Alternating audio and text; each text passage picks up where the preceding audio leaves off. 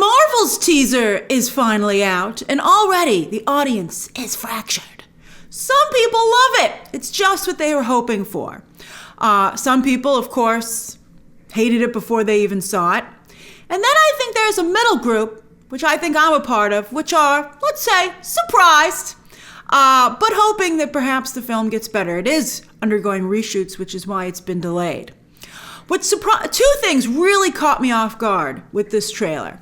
The first is the uninspired visuals. No matter what anyone might have thought about the story issues with the recent Candyman movie, nobody could deny the amazing visuals for that film. Up there with The Joker and The Dark Knight. I thought Nia DaCosta was going to knock this out of the park. But maybe perhaps what they say about Marvel movies is true. The director has not as much input as perhaps one would like. But then why hire them? I mean, I'm really surprised. This is the only shot in the entire trailer of all three women together, and it looks like they're in front of a green screen, which they didn't even bother to put a background on, which is very weird. Marvel should never use the volume again, for movies at least. They can't handle the volume.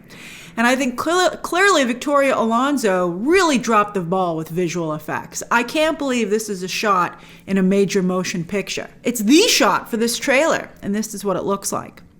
Then the other thing that surprised me is the lack of Captain Marvel, not just the lack of her in general in the trailer, but as a powerhouse. Say what you will about Brie Larson on and off camera, but one of the coolest things about her Captain Marvel has been how powerful she is. More powerful than she ever was in the comics. They took Binary and Captain Marvel, her two different phases, and combined them. And she's incredible. I love that about her character.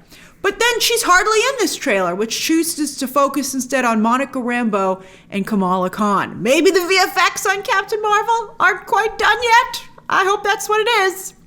Now, as I told you before, I heard Nia DaCosta was more interested in Monica Rambeau than Carol Danvers. So she shifted her attention and, to some degree, the film towards that character. And you can see that in this trailer. I mean, if someone told you this was a Monica Rambeau movie, you would believe it. And I love Monica Rambeau, but Captain Marvel is not only the most powerful character in this lineup, but she's the only one who's had a movie and grossed $1 billion. How is she not leading the team? Although, as they say, it's not a team. They're like, let's see our box office, and then we'll decide if we're a team. And then, speaking of Carol Danvers, one of the most interesting things, to me at least, about her character, which has really piqued my interest in her, is that while the Avengers protect the Earth, Carol, especially in the MCU, has a much bigger jurisdiction. She goes into the galaxy, right? She's almost like a Green Lantern in that regard, which is funny because Kamala Khan's powers are very Green Lantern-y too. But there have been hints that takes a toll on her personal life, right? Like, she's flying through the galaxy, she's super powerful, she doesn't get older.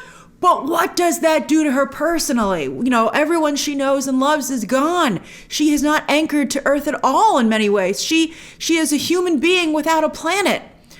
That is fascinating to me. Where's that movie? But as I said, some of you really love this trailer. So those concerns aside, let's dive into this because there is some stuff to discuss for sure. All right, so here we go. So we start off in space, right?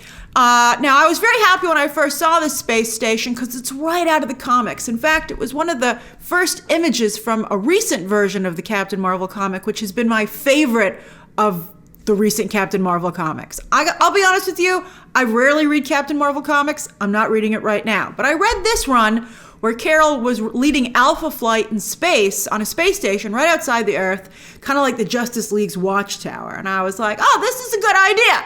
So I was so happy when the trailer started to see that reflected in the MCU. Although, what is this saber?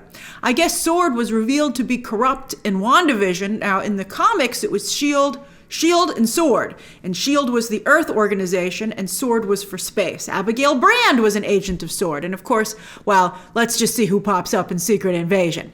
But Abigail Brand was also a part of that comic. But I guess they turned it into SABER, which has never been a Marvel Comics organization. But a saber, is another word for a sword, right? So I guess that's what, I don't know. I mean, I think Sword's a better name, quite frankly. There's saber rattling, and so I mean, I guess that's there, but I don't know if they had to throw away Sword Man. All right, so anyway, this is the SABER space station. Woo! Oh, look, there's a crack out there. Oh, it's very hard to see.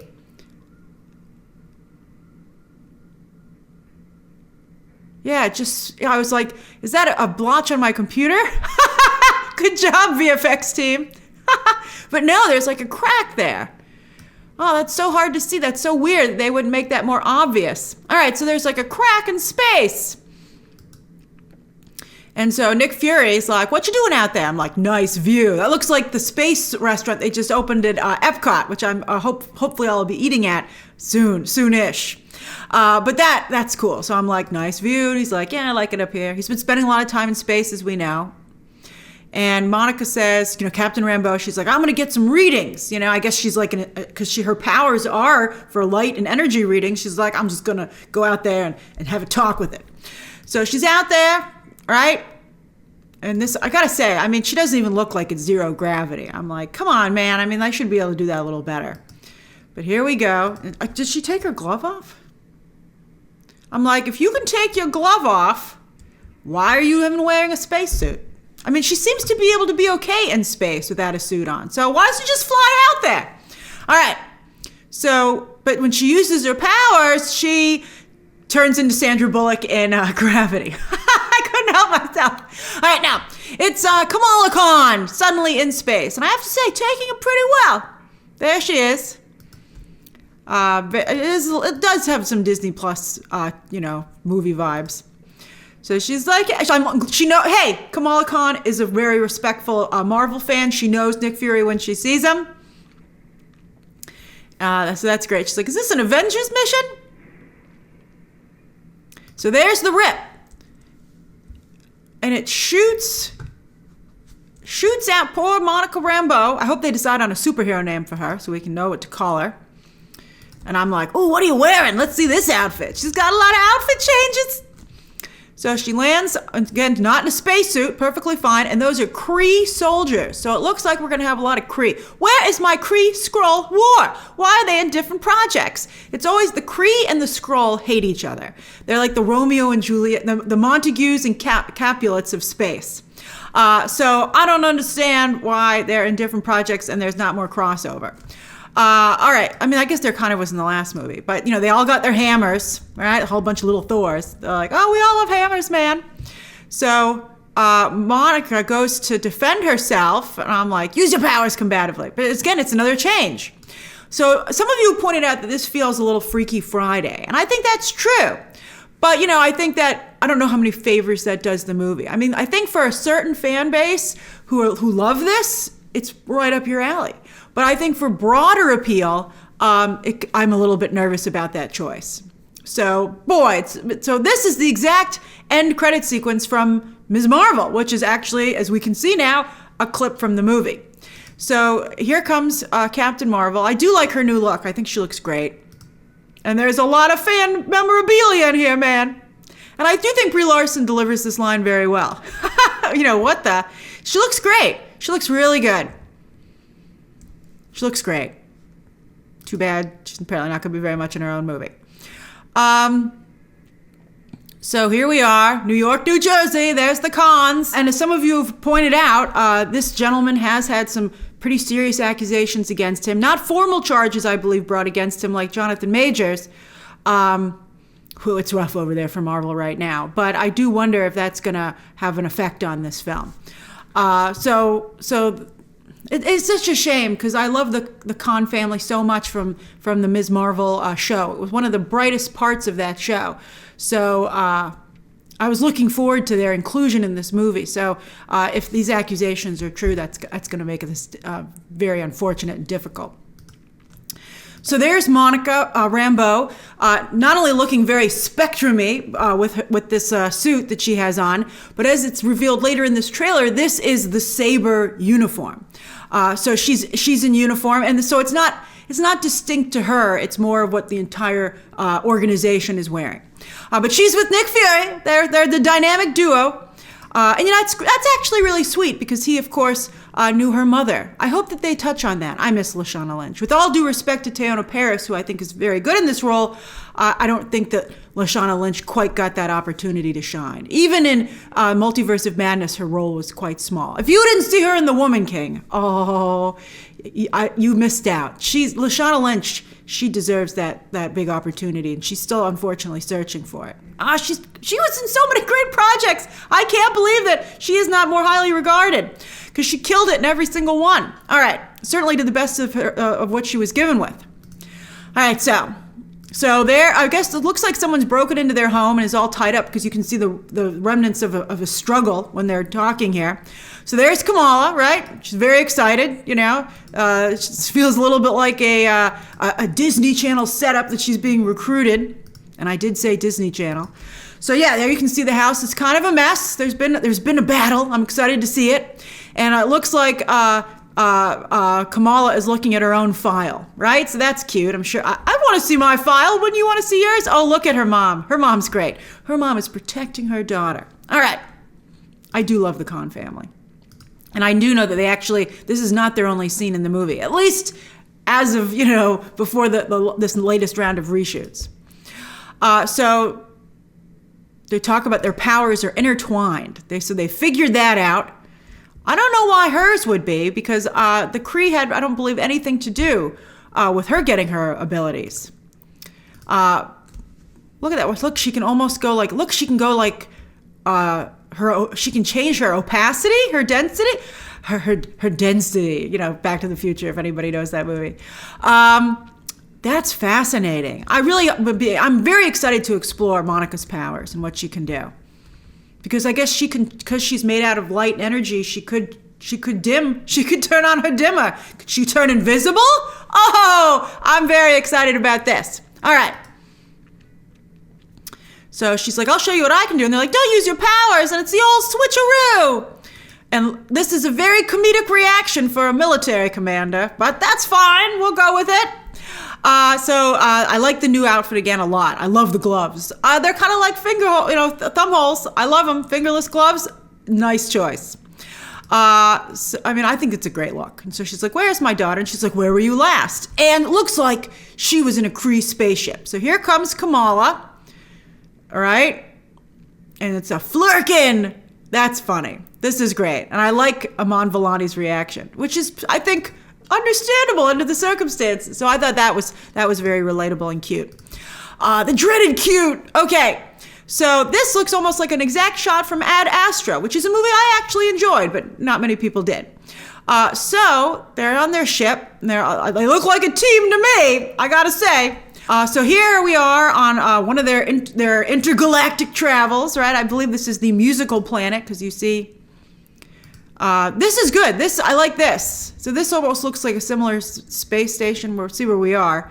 But this, I like using, I gotta say, Kamala's gotten to be a pretty good fighter. That's pretty good the way she does that. The way she runs up and does that flip. I'm like, hey, you've learned some moves. Maybe you could be on the Avengers, right? Is that her dad in the back? I'm curious as to who that is. Okay, that's pretty cool though. So here we have our musical sequence that looks like it's still in the movie. It's like Bollywood, but yet it has their leader is South Korean actor Park Seo-joon, as we're about to see. And then she has a jellyfish hat on. That's kind of a nice hat. But, again, this is a very different tone for this movie. She's supposed to be like military-esque, Carol Danvers, as the first film established. She's really loosened up in the galaxy. I guess because of visiting places like this. All right, so this is a cool sequence.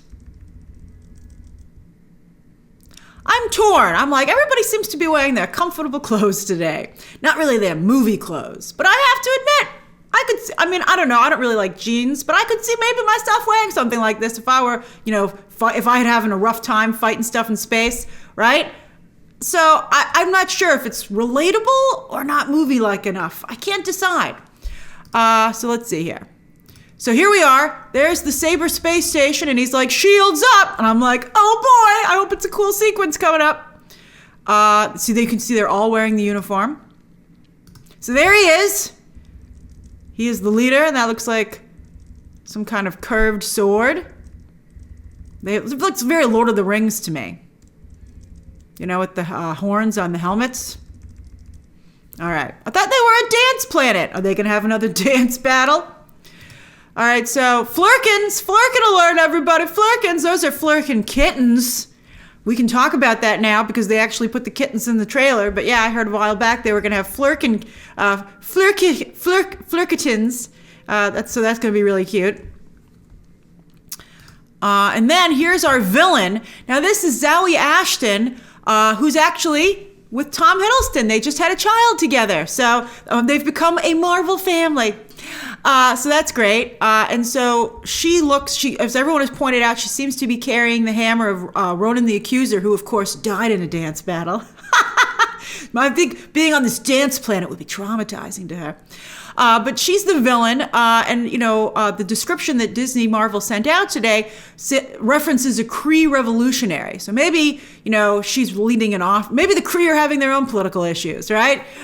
So maybe she reflects that. So here she doesn't have blue skin though. I guess I don't know how I feel about that. But she has a whole battalion of Kree soldiers. But yet her uniform doesn't seem to match them. All right, she looks again more Lord of the Rings than military. Also a little Thor-like. Look, there seems to be an accuser behind her. Interesting. Yeah. Okay. And she seems to have a cuff on as well. Remember Kamala's cuff started all this to some degree? So, jewelry, ladies, let's compare. Although I do like a good cuff. I have to say, when it comes to bracelets, I do like cuffs and bangles. All right, so there they are. There is Monica in the front. Again, fascinating choice considering which of these ladies grossed $1 billion. But again, I'm a big fan of Monica Rambeau, but I am surprised. So she's front and center, not in focus. I mean, I've seen some pictures of this when people put it into focus themselves, but this is not a great shot, unfortunately. It should be an amazing shot. Here we go. We're going to fight. And so you can see them using the switching to their advantage. And so also our villain here, our Kree general or whatever, Kree revolutionary, is able to fire from her bangle. Is she able to maybe channel their powers? Because that almost looks like their power set to a degree. And also you can see that the purple glow of Kamala's powers kind of matches the glow, I guess, of Captain Marvel when she powers up. And also the spectrum that Monica Rambeau is dealing with. So there we go. That's pretty good visual effects on this. They're like, we did it all on the body change. So they're going to fight in a black box. You're like, what? So she goes from Ms. Marvel to Monica Rambeau. And look at that. I like the way the charge travels through her body, up her arm and out. That's pretty neat. That would be cool. Oh, I'd like to see that. So she fires on her. She blocks. Oh, it's a team up. Right? So then jumps in Ms. Marvel. Who knows from where? Where was Monica? She fires, and then here comes Brie Larson, Captain Marvel, but she's using the hammer, her own hammer against her. Why isn't she powered up? Did maybe Captain Marvel lose her powers in this movie? Who would make that decision? They might have felt she was so powerful it would be hard for anyone to take her on, but then that's the writer's job to come up with a villain that is powerful enough to go toe-to-toe with Captain Marvel instead of depowering her. All right, so... And then she's like, are we a team? And they're like, we are most definitely not a team. I like that look for Captain Marvel. She looks nice. Is that a Terranium back there, man? What's going on? This is their another spaceship headquarters. We've seen so many at this point. They're like, we are not a team. And she's like, oh, we're a team. And I'm like, I'm watching you guys. You seem like a team to me. So November 2023. So let's take a look at what this box office prospects are for this movie. It comes out the week after Dune Part 2. So what's going to happen to premium screens for this, right? Disney is pretty good at getting its premium screens, right? So I think the Dune will probably only have the premium screens for a week, which seems a little bit crazy to me. But anyway, Captain Marvel will then come in, but 1 week just after that is the Hunger Games prequel, which I hear is very good. But maybe just for Hunger Games fans. I don't know how much broad appeal that franchise still has. But although I have to say, probably very similar to the core fandom for this movie. So that's maybe not so great. And then Disney's Wish, Friendly Fire, their animated Thanksgiving movie, their fairy tale, comes out right after that, basically, and finishes out the month. And I feel like all three of those movies, Dune is, I think, good counter-programming. Dune is very different than this. And I think Dune is going to be let's see the trailer, what it looks like, but I think that's going to be a very strong contender, especially with, you know, the cast that also is going to appeal to this group. Timothée Chalamet, Zendaya, with the addition of Florence Pugh, and Austin Butler. I mean, yikes, that is very strong. And again, similar appeal to who's going to like Captain Marvel. And then you have the Hunger Games prequel in Disney's Wish. And I think that you're going to, that fandom, it's going to, I don't know how, I think that might hurt the repeat viewing for this film. You know, even if it doesn't go to Disney Plus for a while, you know, unless this is chock full of surprises, I mean, let's just see. Let's see. I think that I don't know how much of a cinematic event it seems like, even if you do feel it feels like a next fun chapter in the MCU. And also, does it feel like a big story or like a side story, right? All right, like Secret Invasion, for instance, which is a Disney Plus series, interestingly enough, seems like a big deal event that you gotta see.